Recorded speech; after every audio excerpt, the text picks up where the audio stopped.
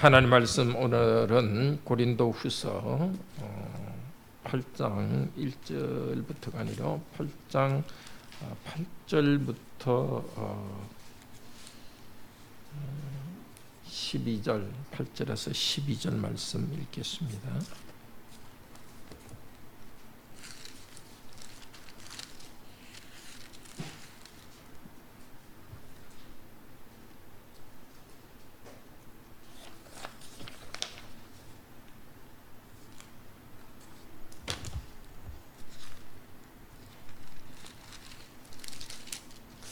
하나님 말씀을 들읍시다. 내가 명령으로 하는 말이 아니요 오직 다른 이들의 간절함을 가지고 너희의 사랑의 진실함을 증명하고자 함이로다. 우리 주 예수 그리스도의 은혜를 너희가 알거니와 부유하신 이로써 너희를 위하여 가난하게 되심은 그의 가난함으로 말미암아 너희를 부유하게 하려 하심이라. 이 일에 관하여 나의 뜻을 알리노니 이 일은 너희에게 유익함이라. 너희가 1년 전에 행하기를 먼저 시작하였을 뿐 아니라 원하기도 하였은즉 이제는 하던 일을 완성할지니 마음에 원하면 원하던 것과 같이 완성하되 있는 대로 하라. 할 마음만 있으면 있는 대로 받으실 것이요 없는 것을 받지 아니하시리라. 아멘. 물질을 나누기 위해서 헌금이나 구제헌금 통해서 자발적으로 가난해짐으로써 교회에 또 우리 자신에게 기쁨이 흘러 넘칩니다. 경제가 힘들다고 합니다. 우리 주위에도 경제적으로 힘든 사람들이 많이 있습니다. 근데 사실은 경제라고 하지만 진짜 문제는 경제 문제가 아닙니다. 사람이 문제입니다. 더 건강한 사람, 경제적으로 더 있는 사람이 함께 나누는 그 삶이 없기 때문입니다. 건강한 사람은 더 노력하고 약한 사람과 나누어 가지는 그 마음이 바로 되어야 우리 경제가 제대로 됩니다. 행복한 경제가 되려면 우리 국민들, 우리 자신의 마음이 바로 되어야 됩니다. 사람들의 영이 바로 되어야 됩니다. 영이신 하나님과의 올바른 관계, 언약 관계 속에서 살아가고 있는 교회를 통해서, 바로 이 교회를 통해서 하나님께서는 기쁨의 경제를 나타내시기를 원합니다. 성령 안에 있는 경제를 먼저 교회 안에서 이루십니다. 그러기 위해서 우리 성도들이 돈을 벌고 쓰고 나누는 일에서 하나님께 자신을 거룩하게 드리기를 원합니다. 경제생활에서 새로운 교회 공동체가 설 때에 우리 사회에 참된 나눔과 기쁨이 흘러갈 것입니다. 고린도후서 8장에서 9장은 헌금에 대한 말씀입니다. 고린도 교회에 하는 말씀입니다. 예루살렘 교회를 위해서 구제 헌금을 하게라는 권면입니다. 고린도 교회는 사도 바울이 이 편지를 쓰기 1년 전에 예루살렘 교회를 위하여 헌금하기를 마음먹고 구제 헌금을 모으기 시작했습니다. 그런데 중단했습니다. 사도 바울은 그것을 계속하라는 것입니다. 그런데 그냥 한마디로 구제헌금을 계속 모아서 보내십시오 이렇게 말하면 되는데 길게 도대체 이 헌금의 의미가 무엇인가? 그것을 설명합니다. 이 헌금이라는 것은 하나님이 세우신 새로운 나라, 교회 안에서 성도들 사이에 경제적 평등을 이루는 것입니다. 그것은 바로 기쁨과 감사의 나라를 이루는 것입니다.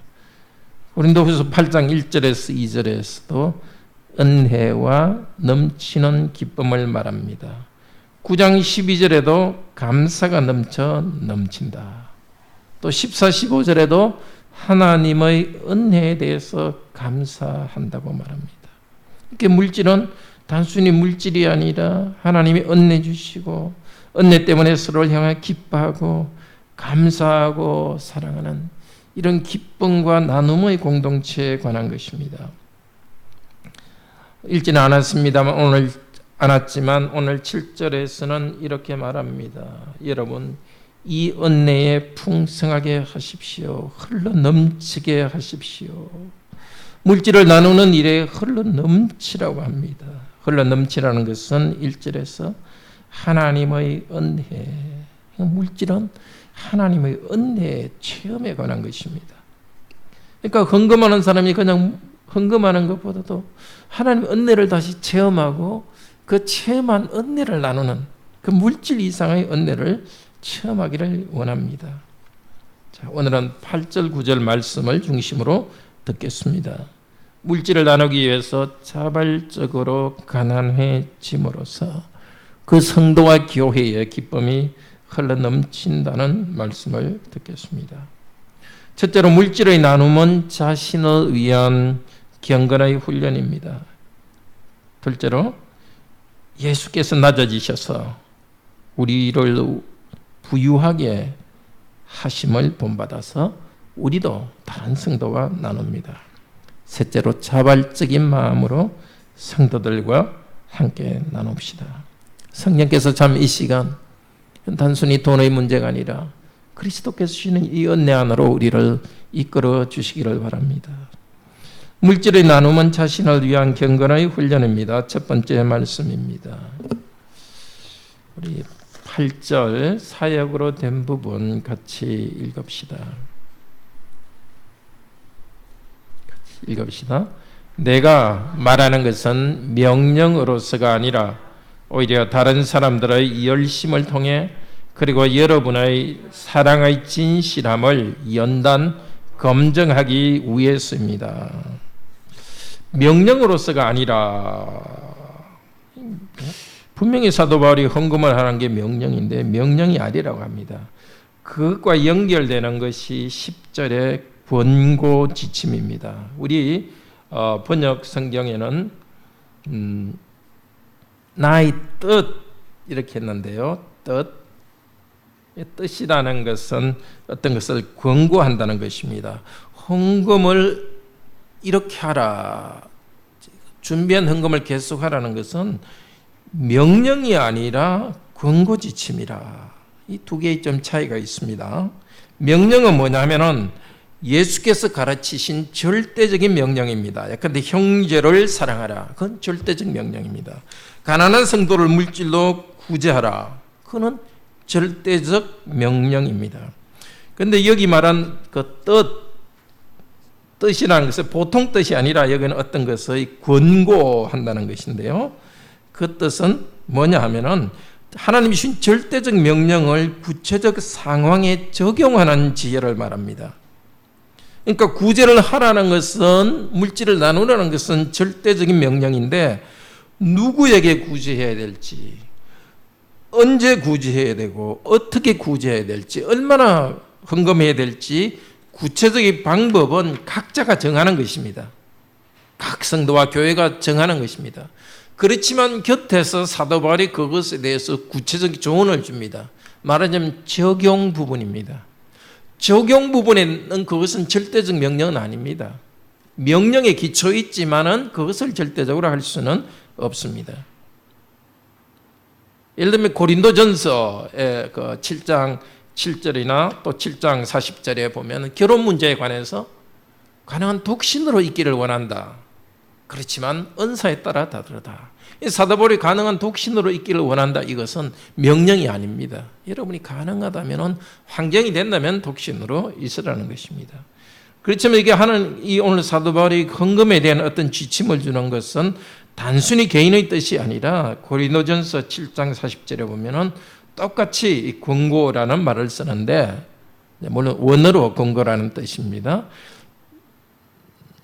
그 뜻이라고도 거기는 이제 우리 성경에는 되어 있습니다. 그 뜻에 대해서 구체적으로 적용하는 것이고 하나님의 명령은 아니라 하지만 나도 또한 성령님을 받은 줄을 아노라. 이미 자꾸 좀 혼돈되는 것 같죠. 하나님 명령이 아니고 적용하는 것이라고 해놓고, 명령은 아니라 해놓고 또 성령님의 감동을 하는 것이다. 그러니까 성령님께서는 이런 일을 하십니다.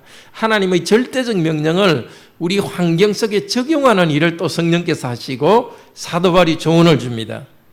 그런데 어느 환경에 적용하는 것은 모든 시기에 적용하는 것은 아닙니다. 그러니까 헌금에 관해서 우리가 주일에 헌금하는 것, 또 우리 또 나눔 헌금 있고 그때 얼마를 할지, 아니면 심지어 이번에 내가 헌금을 할지 안 할지 하는 것은 그것은 각자가 적용하는 것이기 때문에 안 한다고 해서 하나님 명령 어기는 것은 아닙니다. 그렇지만 사도는 또 저는 우리 성도들에게 우리 1년에 4번은 나눔 헌금이 있습니다. 이번에 다 같이 하도록 합시다. 이것은 명령은 아니라 권고입니다. 우리가 이렇게 약속해서 합시다.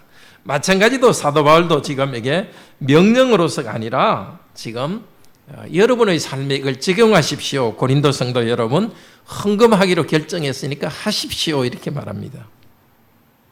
그런데도 교회에서는 종종 이걸 혼돈하죠. 건축하기로 했다 이러면 마치 건축하는 게 하나님의 명령인 것처럼 막 이렇게 강하게 이렇게 푸시하고 이런 건 옳지 않죠. 거짓말 하지 말라 마십시오 이런 것, 땀 흘려 일하십시오 이런 건 하나님의 절대 명령이기 때문에 분명히 말해야 되지만은 이번에 얼마 이상 헌금하십시오 이런 것들은 말해서는 안 되는 거죠. 하도록 권고합니다든지 이렇게는 말할 수 있지만은, 하여튼 사도 바울은 이 구체적으로 이 헌금의 문제에 대해서, 적용하는 문제에 대해서 이제 가르치고 있습니다. 명령으로서가 아니라 하나의 여러분의 삶에 적용하는 것으로서 지금 말하는데, 고린도 성도 여러분, 여러분이 헌금한다는 것은 다른 사람의 열심을 통해 여러분의 사랑의 진실함을 연단 검증하기 위해서입니다. 이 고린도 성도들이 성도들에 대해서 가진 사랑, 그것이 진실함을 검증하기 위해서 헌금을 한다는 것입니다. 우리 성경에 이것은 증명한다 하는데, 이 증명이라는 말보다는 연단한다는 뜻입니다. 하나님께서는 우리에게 하나님 사랑과 이웃 사랑의 명령을 주셨습니다. 그런데 물질 나눔으로서 내가 이웃 사랑을 훈련의 이웃 사랑에서 연단되고 성장하는 것입니다. 그러니까 우리에게도 어떤 단순히 물질을 나누는 것이 아니라 성도와 나눌 때, 아니면 시간을 또 나눌 때, 성빌 때, 그것은 우리를 단련하는, 그리스도의 모습으로 단련하는 의미가 있습니다. 그런데 다른 사람의 열심을 통해서 모범을 보여서 가르쳐 줍니다. 이 고린도 교인의 경우는 저쪽에 있는 마케도니아 교인들의 열심의 모범을 통해서 가르쳐 주었습니다. 우리도 마찬가지입니다. 오늘 이 말씀을 통해서 옛 시대에 초대교회 성도들이 나눔을 한 것을 모범을 보면서 우리도 연단해 갑니다. 1절에서 7절까지 고린도 교인에게 말했습니다. 저 북쪽에 있는 마케도니아 교회 성도들의 그 나누는 열심에 대해서 제가 이야기합니다. 이 모범을 따라서 여러분은 하십시오라고 말합니다. 우리도 하나하나 물질을 나누든지 또 시간을 나누든지 하는 것은 우리 자신의 경건의 훈련이기도 합니다. 두 번째로 우리가 물질을 나누는 것, 그것은 예수님께서 낮아지셔서 우리를 부유하게 하심을 본받는 일입니다. 예수님은 낮아지셨습니다. 9절 같이 읽읍시다. 왜냐하면 우리 주 예수 그리스도의 은혜를 여러분이 알기 때문입니다. 즉 그분은 부유하지만 여러분을 위하여 가난하게 되었는데, 그 목적은 그분의 가난에서 여러분 자신이 부유하게 되도록 하기 위함입니다. 헌금 문제를 이야기하면서 다시 구원에 대해서 가르쳐 줍니다. 참으로 중요합니다. 그리스도인의 하나의 삶이라도 내가 구원받았다는 사실과 연결되고 있습니다. 그리스도가 누구인가가 우리 삶의 모든 것을 결정합니다. 자, 그리스도의 은혜를 다시 배우면서 우리도 나눔의 훈련에서 성장합시다. 그리스도는 어떤 분이십니까? 하나님이십니다. 모든 권세를 가지고 부유하신 분입니다. 근데 그 모든 것을 가진 하나님께서 낮아지셨습니다. 그냥 저와 여러분과 같은 이런 낮은 사람이 되었습니다. 비천하게 되었습니다. 가난하게 되었습니다. 출생할 때부터 짐승들의 먹이통에 누워 있었습니다. 삶을 살아갈 때도 누가복음 9장 58절에서 이렇게 말했습니다. 인자는 머리 둘 곳이 없도다. 가난하고 고난 가운데 살아가셨습니다. 그리스도께서는 우리를 부유하게 하기 위해서 자발적으로 가난하게 되셨습니다. 그리스도께서는 이 땅에서 고생을 하셨지만 그리스도의 낮아지심의 가장 중요한 것은 죄인이 되셨다는 것입니다. 죄인이 되기까지 가난해지셨습니다. 그렇게 해서 우리에게 뭘 주었습니까? 그리스도의 의로움과 하나님의 아들 되시는 신분을, 이 부유함을 우리에게 주었습니다. 하나님은 능력 많은 신분이니까 죄인인 우리에 대해서 너희 죄 용서받아라 이렇게 할 수도 있지 않을까요? 그렇게 할 수 없습니다. 하나님은 정의로운 분이기 때문입니다. 죄에 대해서는 벌을 치러야 되기 때문입니다. 우리 죄에 대한 처벌을 누군가가 받아야 정의가 이루어지고 우리를 하나님의 아들, 딸로 만들 수 있습니다. 우리 주 예수께서 저와 여러분이 받을 그 영원한 지옥벌을 대신 받았습니다. 그리고 고린도후서 5장 21절은 이렇게 말합니다. 하나님이 죄를 알지 못하신 자로 우리를 대신하여 죄를 삼으신 것은 우리로 하여금 저희 안에서 하나님의 의가 되게 하려 하심이라. 이것이 하나님이 세우신 영적 세계의 질서입니다. 십자가에서 예수님께서는 죄인 중의 죄인이 되어서 정의의 심판을 받았습니다. 그리스도께서 심판받으셨기 때문에 우리는 죄에 대한 벌을 받았기 때문에, 우리도 죄에 대한 벌을 받았기 때문에 우리를 의롭다고 말하는 것입니다. 이제 우리가 하나님 앞에서 담대히 설 수 있게 되었습니다. 우리를 의롭게 하셔서 하나님의 아들, 딸이 되게 하셨습니다. 이것이 그냥 된 것이 아니라 그리스도께서 가난해지심으로써, 그리스도께서 낮아지심으로써, 자기를 비우심으로써 우리를 하나님의 아들, 딸로 입양해 주셨습니다. 하나님의 나라를 우리 것으로 상속하게 하셨습니다. 하나님의 가족 정체를 우리 가족 전체로, 우리의 가족으로 주셨습니다. 하나님이 가진 것을 우리가 누리게 했습니다. 만물을 다 가지신 그리스도께서 우리도 만물을 가지도록 하셨습니다. 그리스도께서 낮아지셨기 때문에, 자기를 비우셨기 때문에 우리가 이렇게 부유하게 하나님 아들, 딸 되는 부유함을 누리게 되었습니다. 그리고 그리스도께서 가난해지신 것, 그것은 우리가 풍성한 생명을 누리게 하기 위해서입니다. 요한복음 10장 10절은 이렇게 말합니다. 내가 온 것은 양으로 생명을 얻게 하고 더 풍성히 얻게 하려 함이라. 요한복음 10장 10절. 저와 여러분이 하나님의 생명을 얻고 더 풍성히 생명을 누리도록 하기 위해서 예수께서 오셨습니다. 그리고 요한복음 10장 18절은 이렇게 말합니다. 내가 나의 생명을 스스로 버린다. 그리스도께서 당신의 생명을 버림으로써 우리가 생명을 누리도록 하셨습니다. 생명을 버리시고 부활하심으로써, 이제 부활하신 예수 그리스도를 믿음으로써 우리도 새 생명 가운데 살아가게 하셨습니다. 예수 그리스도의 생명 가운데 살아가게 하셨습니다. 부활하신 예수 그리스도 안에서 평화와 기쁨과 생명과 그 예수님 안에 있는 생명을 성령님 통해서 받아 누리게 하셨습니다. 물론 지금은 그 생명을 완전히 풍성히 누리지 못합니다. 이 땅에 고통이 있고 죄와의 싸움이 있기 때문에 완전히 풍성히 누리지 못하지만 그 생명과 그 생명의 풍성함이 시작되었습니다. 그리스도 재림하실 때 더 완전한 풍성함을 누리게 될 것입니다. 그리스도께서는 한번 가난해지고 끝난 게 아닙니다. 계속 가난으로 나아가십니다.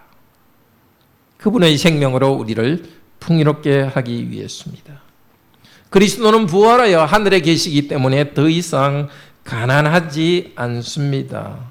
더 이상 십자가에 돌아가지 않습니다. 그렇지만 그리스도는 십자가의 남은 고난을 땅에 남겨두었다 이렇게 하십니다. 골로새서 1장 24절입니다. 이 땅에 교회와 성도들이 고난받을 때 머리 대신 예수 그리스도께서 고난에 참여하시고 가난하게 되십니다. 참으로 신비한 일입니다. 하늘에 계신 그리스도께서 땅의 남은 고난에 고통에 참여하십니다.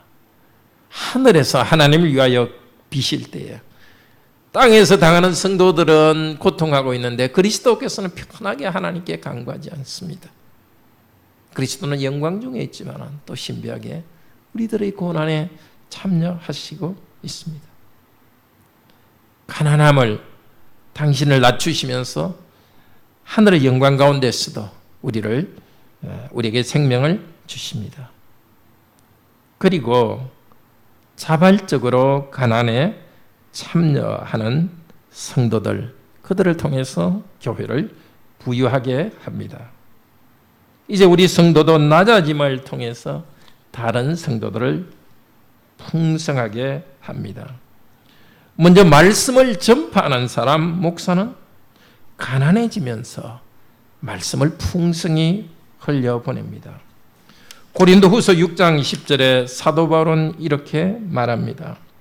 나는 가난한 자 같으나 많은 사람을 부유하게 하고 아무것도 없는 자 같으나 모든 것을 가진 자로다. 그리스도께서 우리를 부유하게 하기 위하여서 가난하게 되었듯이 말씀, 십자가의 말씀, 그리스도를 전하는 사도 바울도 다른 성도들 부유하게 하기 위하여 그는 낮아지셨습니다. 말씀 전파자가 당하는 모든 고난을 요약해서 한마디로 가난이라고 말합니다.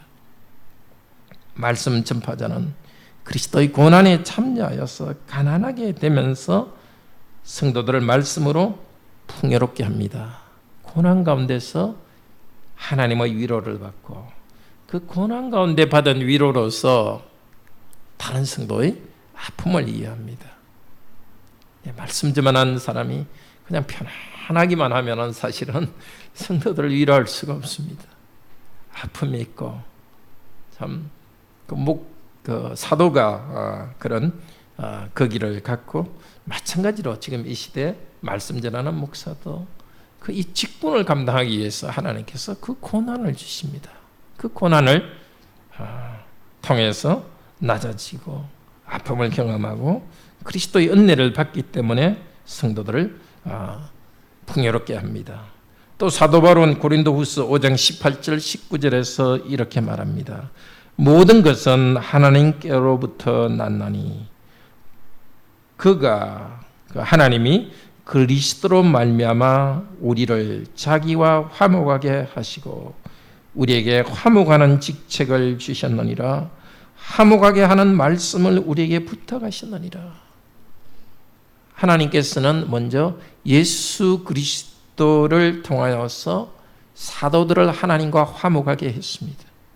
그러니까 예수 그리스도를 믿으면 죄 용서받고 하나님께 나아갈 수 있는 그 은혜를 사도들이 먼저 경험하게 했습니다.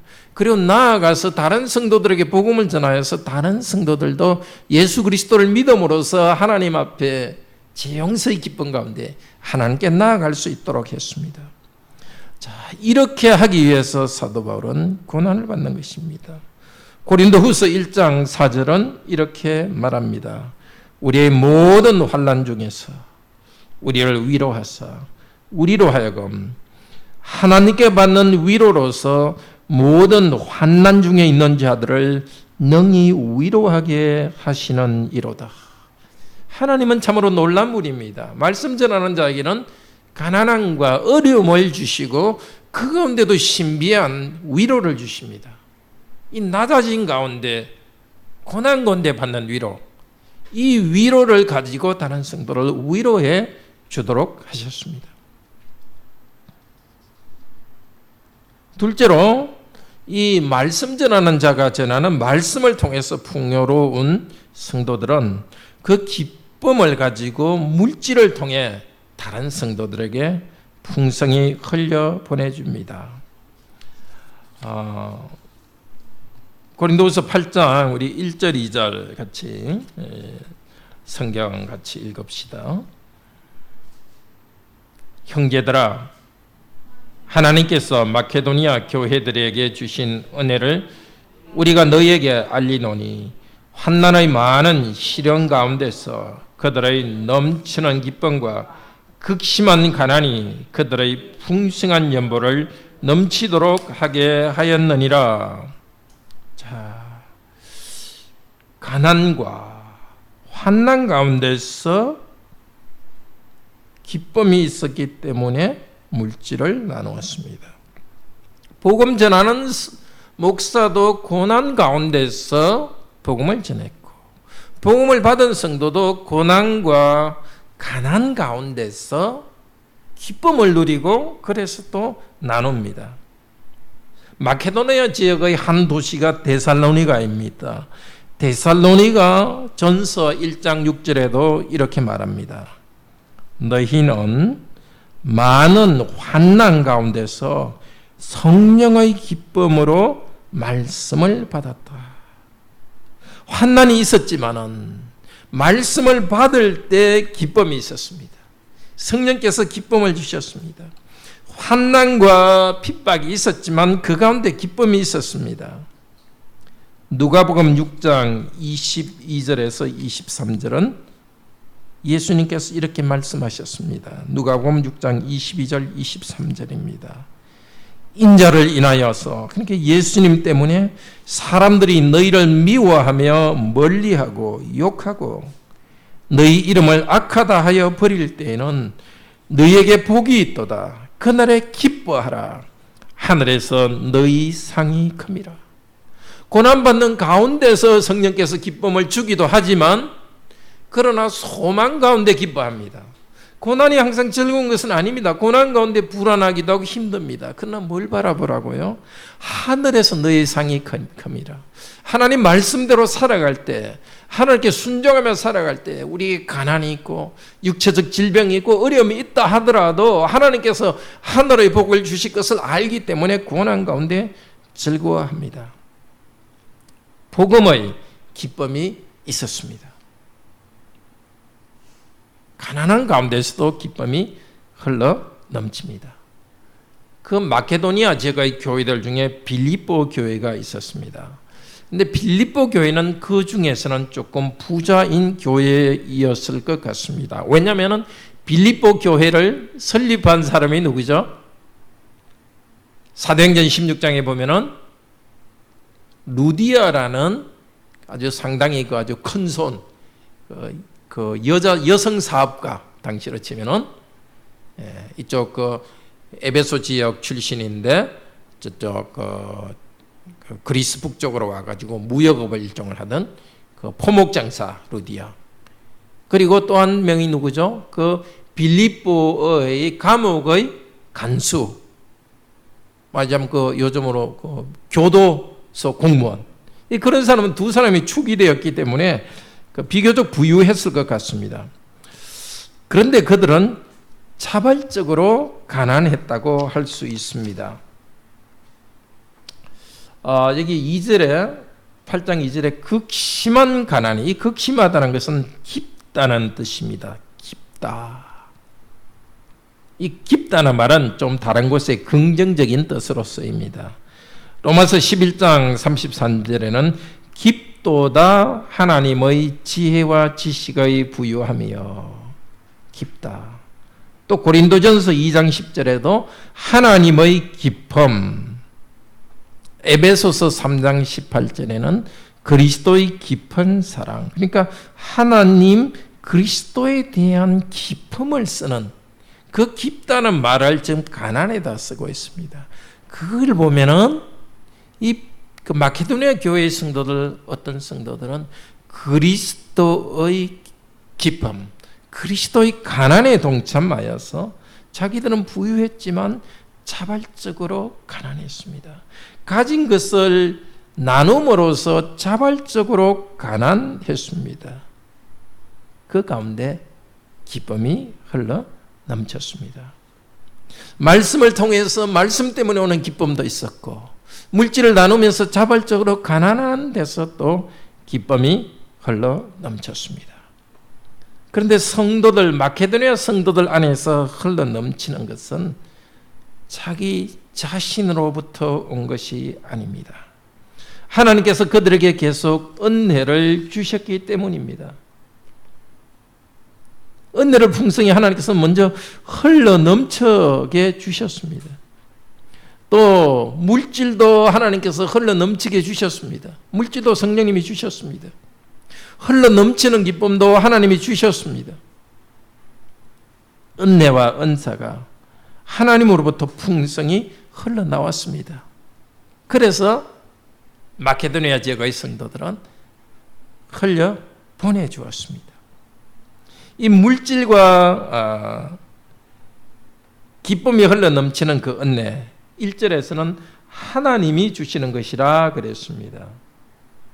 8장 1절에 보면 주신 은혜라고 합니다. 하나님이 주신 은혜. 그러나 7절에는 너희도 이 은혜도 풍성하게 할지니라. 그러니까 하나님이 풍성하게 은혜를 주시는데, 은혜 받은 사람은 또다시 은혜를 흘러보내는 은혜의 수단이 되는 것입니다. 자, 이것이 우리의 정체성입니다. 한편으로 우리는 은혜를 계속 받아야 되는 존재입니다. 그러나 은혜를 받고 끝나는 것이 아니라 은혜의 수단이 됩니다.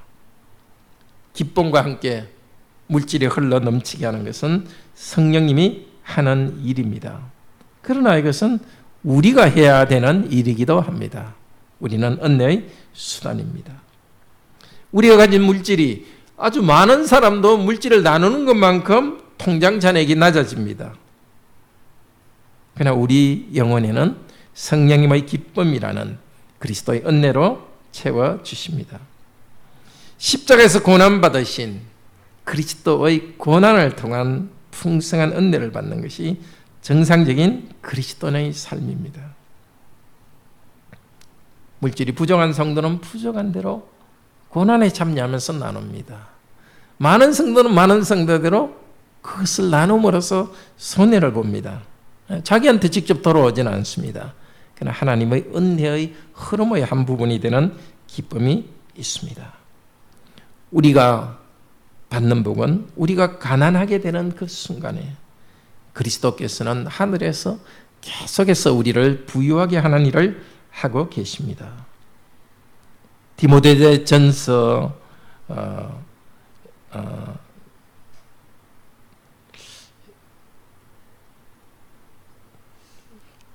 제가 구절은 잘못 적었는데요. 성경 어느 구절에 우리에게 모든 것을 후히 주사 누리게 하시는 하나님, 그분께 우리의 소망을 두도록 합시다. 또 하나님께서는 로마서 10장 12절에 주님의 이름을 부르는 모든 자에게 하나님은 풍성하십니다. 디도서 3장 6절에는 성령님을 예수 그리스도로 말미암아 우리에게 풍성히 주십니다. 그리스도의 이름으로 기도하고 부를 때 우리에게 풍성히 주시는 분입니다. 또 말씀을 풍성히 거하게 우리에게 주시는 분입니다. 자, 말씀도 풍성히 주시고 성령님도 풍성히 주시고 또 성령님 안에서의 성령님의 열매, 평화, 기쁨, 자비, 인내, 영광스러운 은혜를 우리에게 주십니다. 주실 때 우리가 계속 은혜의 수단으로 흘려보낼 때 또 계속 주십니다. 흘려보내고 또 주시고 주시니까 또 흘려보내고 이 은혜의 선순환 이 가운데 우리가 있습니다. 이것이 우리의 소망이 되기를 바랍니다. 세 번째로 자발적인 마음으로 성도와 함께 나눕시다. 고린도 교회에도 하나님은 물질을 주셨습니다. 기꺼이 나누고 싶은 마음도 주셨습니다. 그런데 문제는 고린도 교인들은 하다가 그만두었습니다. 그래서 사도 바울은 이렇게 말합니다. 우리 10절, 11절, 12절 사역으로 된 부분 같이 읽읍시다.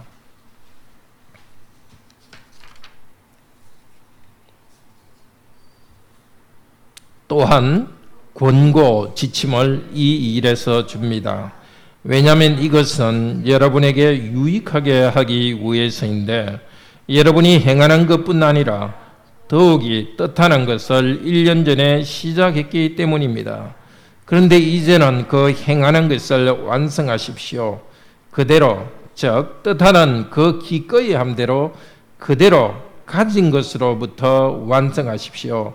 왜냐하면 만약 기꺼이 함이 있으면 가진 대로 받으실 만할 것이며 가지지 않는 것으로는 아니기 때문입니다. 자, 이제는 구체적으로 고린도 교인들에게 합니다. 여러분께서 1년 전에 헌금하기로 시작했던 거 그거 계속하십시오. 그게 이제 권고입니다. 헌금을 1년 전에 시작했다고 그만둬도 되거든요. 그렇지만 구체적으로 성령님의 감동으로 권고, 조언합니다. 절대적 명령은 아니지만 절대적 명령을 따르기 위해서 사도 바울이 이 상황에서는 이것이 지혜롭다 하면서 적용해서 말하고 있습니다. 성령께서 그들에게 기꺼이 하려는 마음을 일으켜 주었습니다. 11절에 그 뜻하던 그것, 기꺼이 함. 하나님께서 주셨습니다. 그런데 어떻게 한다고요? 하다가 그만둔 것입니다. 성령께서 그들에게 좋은 마음을 주셔서 시작했는데 그들이 탐욕으로 자기의 그 성령이 주신 마음을 갖다가 눌러버렸습니다. 데살로니가전서 5장 19절에서는 성령을 소멸하지 말라 이렇게 합니다. 성령께서 우리에게 주신 좋은 마음 그대로 해야지 눌러서는 안 되겠습니다. 우리 성도들에게도 내가 정말 이렇게 좀 물질을 하나님께 이 정도는 나눔 헌금을 바쳐야 되겠다. 아니면 우리 성도 누가 힘드니까 내가 좀 특별 헌금을 해야 되겠다. 그럴 수도 있고 아니면 개인적으로 누가 힘드니까 좀 전화라도 해야 되겠다. 선물 하나 해야 되겠다. 뭐든지 섬기려는 마음을 하나님께서 주실 때에 그냥 그대로 해야지 자꾸 그걸 눌러서는 안 되는 것입니다. 우리는 성령님이 주시는 마음에 순종하여 행해야 되겠습니다. 하나님께서 받으시는 것은 무엇이라고요? 12절에 기꺼이 함이 있으면 가진 대로 받으신다. 많이 하는 것이 중요한 것이 아니라 기꺼이 하는 마음. 물질의 양보다 기꺼이 하는 마음이 중요합니다. 예수님께서 성전에 계실 때에 성전 그 입구에 앉아 계실 때에 부자들은 돈을 많이 헌금함에다 집어넣고 갔습니다. 그런데 과부는 동전 2개 그걸 겨우 집어넣고 갔습니다. 예수님 뭐라 그랬습니까? 아이고 그걸 헌금이라고 하냐 이렇게 말한 것이 아니고 다른 사람보다 더 많이 넣었다. 부족한 가운데서 자기 전 재산을 넣었다. 하나님은 아십니다. 우리가 물질을 많이 넣느냐 적게 그게 아니라 정말 우리가 하나님을 섬기기를 원하는 자발적인 마음 그것을 받아주십니다. 무엇을 하든지 정말 하나님을 섬기려는 자발적인 마음 그것이 커지기를 바랍니다. 앞쪽 5절에서도 말했지 않았습니까? 8장 5절에 마케도니아 성도들은 자신을 먼저 주께 드리고 헌금했다고 합니다. 자발적으로 우리 자신을 하나님께 드리는 것, 그것의 표현으로서 성도를 섬깁니다. 정말 우리에게 이런 거룩한 야망이 있기를 바랍니다. 기꺼이 나는 내가 가진 것을 하나님께 드리겠다. 에베소서 5장 28절은 이렇게 말합니다. 도둑질하는 자는 더 이상 도둑질하지 말고 빈궁한 자에게, 가난한 자에게 구제할 것이 있기 위하여 제 손으로 수고하여 선한 일을 하라. 누가 도둑입니까?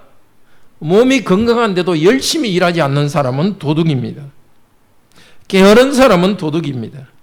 하나님이 주신 시간과 능력을 낭비하는 것은 하나님의 것을 도둑질하는 것입니다. 우리는 자기 손으로 수고해서 가족을 부양하고 나아가서 선한 일을 하도록 합시다. 꼭 돈을 벌어야 우리가 하나님 섬기는 것이 아니라 자원봉사하고 자발적으로 주위 사람들을 섬길 수 있습니다. 가난한 성도, 나이든 성도, 장애에 있는 사람, 또 우리 교회 전체를 재정적으로 돕고 또 내가 가진 그 시간과 그 재능으로서 돕는 것, 그것이 우리의 그 일을 위해서 우리는 땀 흘려야 되겠습니다. 그렇게 우리가 노력할 때 더 많은 사람들이 인간답게 살 수 있도록 할 수 있습니다. 우리는 이런 거룩한 야망을 가져야 되겠습니다. 네.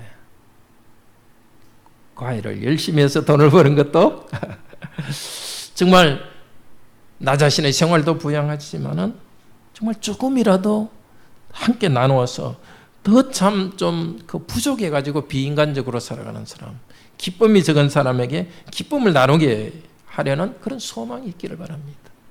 좀 거룩한 부자가 되기를 원하는 소망. 하나님의 물질을 얼마나 많이 주실지 모르지만 주님께 주신 만큼 나누려는 그 거룩한 야망이 있기를 바랍니다. 정말 우리 하나님께서 물질적으로 많이 축복해 주셔서 너무너무 부자가 되더라도 좀 항상 검소하게 사는 그런 좀 단순미가 있기를 바랍니다. 좀 전략하는 아름다움. 자, 물론 하나님께서는 우리가 항상 일만 하도록 하는 건 그건 또 하나님의 뜻이 아닙니다. 무조건 아끼도록 그것도 하나님은 원하지 않습니다. 하나님 주신 좋은 것을 누리고 또 쉬고 주신 것으로 문화활동도 하고 하나님 그걸 원하십니다. 다만 함께 나누려는 것입니다. 검소하고 절제해서 다른 사람도 함께 쉼과 나눔이 있도록 하는 것, 그것이 우리의 야망이어야 됩니다. 목표여야 됩니다. 그러니까 내가 생활이 안정되는 것은 목표는 아닙니다. 우리 목표는 다른 사람에게까지 사랑을 나누는 것이 목표입니다. 그런데 수단입니다. 내가 생활이 안정되고 경제적으로 안정되는 것. 수단이요 과정입니다. 이 과정이 없으면 다른 사람과 나눌 수 없습니다. 그래서 우리는 보통 이 수단과 과정이 마치 목표인 것처럼 그걸 위해서 힘껏 할 수밖에 없습니다. 그러나 그것이 목표인 것처럼 거기서 머물고 말면은 곤란합니다. 마지막 목표를 향해서 우리 가진 것을 나누고 교회를 통해서 또 성도를 나누기를 바랍니다. 오늘 말씀 세 가지, 전체 주제와 말씀 세 가지 기억합시다. 물질을 나누기 위해서 자발적으로 가난해짐으로써 나와 교회의 기쁨이 넘칩니다. 물질의 나눔은 자신을 위한 경건의 훈련입니다. 예수님께서 낮아지셔서 우리를 부유하게 하심을 본받아서 우리도 다른 성도와 나눕니다. 자발적인 마음으로 자신을 하나님께 드리고 성도와 함께 나눕시다.